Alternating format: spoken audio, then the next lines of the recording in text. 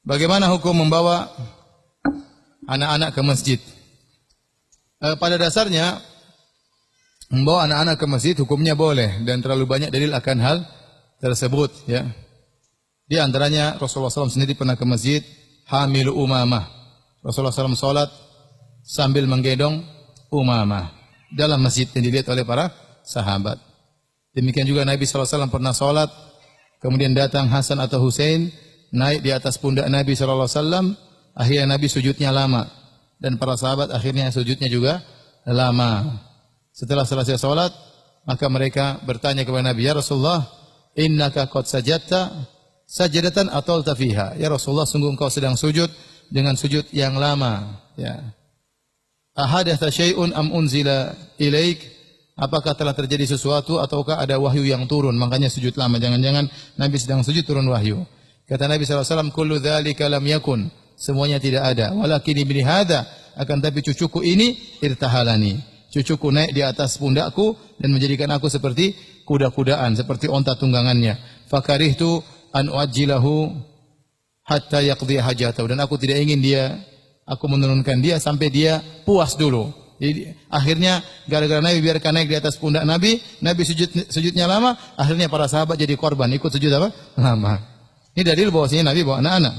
Demikian juga Nabi menyatakan, inni la adkhulu fi sholatin uridu an utila fiha. Aku masuk dalam satu salat dan aku ingin memperpanjang salatku. Fasami'tu buka'a sabiyyin. Tiba-tiba aku mendengar suara tangisan seorang anak. Fa atajawwazu fi sholati, ya, dan aku pun persolatku, aku khawatir mempercepat salat, khawatir memberatkan ibunya. Ini berarti ada anak-anak yang hadir. Demikian juga Nabi SAW mengatakan, muru auladakum bis salati wa hum sab'u sinin. Salatlah, perintahkanlah anak-anak kalian untuk salat waktu mereka berumur 7 tahun, ya. Maka di antaranya kita bawa anak kita berumur 7 tahun untuk salat di masjid bersama kita. Ini hukum asal.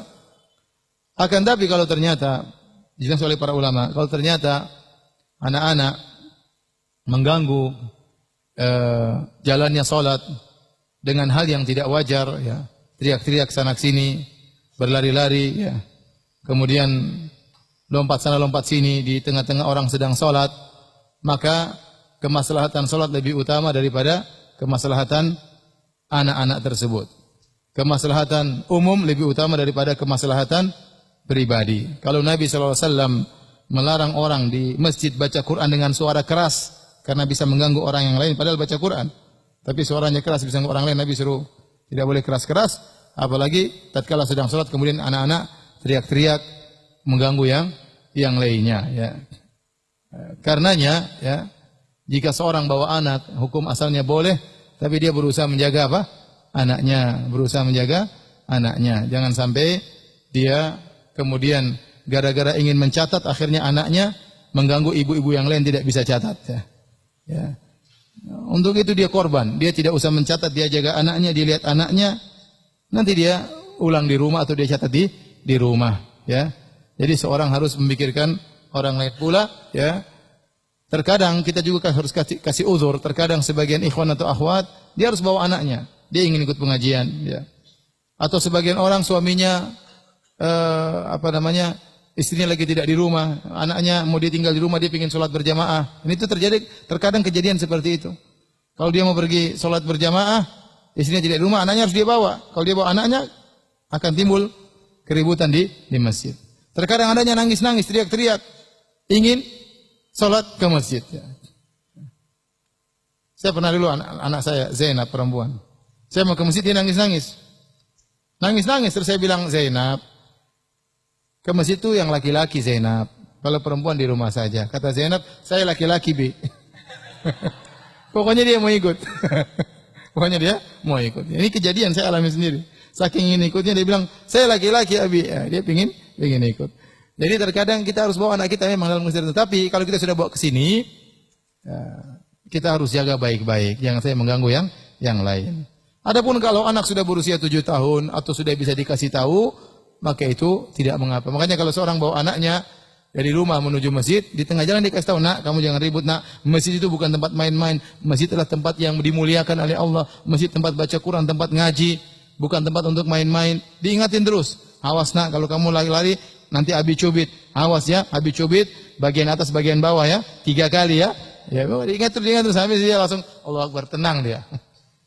Mau dicubit takut dia. Akhirnya dia mau gerak-gerak takut dicubit. Jadi intinya boleh, tapi perhatikan jangan sampai mengganggu yang lain. Kalau anak sudah lari sana lari sini, dibiarkan berkelompok dengan anak yang lain, teriak-teriak sana teriak sini, akhirnya sholat terganggu, pengajian juga terganggu. Ya. Maka wajar sebagian ustaz terkadang melarang mutlak anak-anak dibawa ke pengajian. Saya tidak melarang mutlak ya. Saya melarang, saya jamak ada menjamak 2 dalil. Saya bilang boleh bawa tapi harus dijaga. Kalau suara kecil-kecil sedikit-sedikit insya Allah semua bisa memahami. Tapi kalau teriak-teriak terus-terusan maka ibunya harus bertanggung jawab. Segera ambil anak tersebut. Kalau perlu sholat berjalan ambil anaknya. Ya, jangan dia sholat dengan anaknya ribut-ribut, dia ambil anaknya. Pegang anaknya. Ya, daripada akhirnya yang lain terganggu.